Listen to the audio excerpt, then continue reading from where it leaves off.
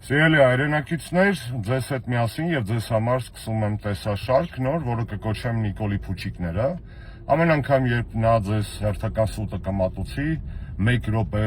ստելու համար տեսալովակ նկարի կամ որևէ այլ հարթակից կստի, ես կմտնեմ եթեր եւ ձեզ շատ կարճ եւ մատչելի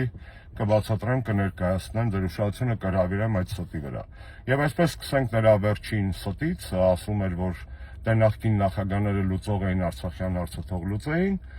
Դա ասում է մի մարտով 18 թվականին ասում էր, որ Ղարաբաղը պետք է նստի բանակցային սեղանին, հետո ասում էր, որ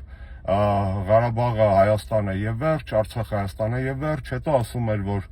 Թավշյա հեղափոխությունը վերում է Արցախի ճանաչման նոր հեռանկարներ, հետո ասում էր, որ խնդիրը պետք է ընդունելի լինի լուծումը 3 ժողովուրդների համար, հետո ասում էր անգամ պատերազմի ժամանակ, որ Արցախի անկախությունը պետք է ճանաչել, հետո ասում էր պատերազմից հետո, որ Արցախի խնդիրը պետք է կարգավորվի Մինսկի խմբի համանախագահների սկզբունքների հիման վրա, հետո Արցախը ճանաչեց Ադրբեջանի մաս։ Նիկոլ, Արցախի խնդիրը լուծված էր հայ ժողովրդի համար, այնտեղ կար հայկական պետականություն եւ միայն պետք էր միջազգային ինստիտուտներում այն վավերացնել, ինչով եւ զբաղված են 3 նախկին նախագահները։ Երբ որ գլուխը ցավում է, գլուխը չեն կտրում։ Քո առաջարկած ճակերտավոր լուծումը Արցախի գլխատումն էր, Նիկոլ։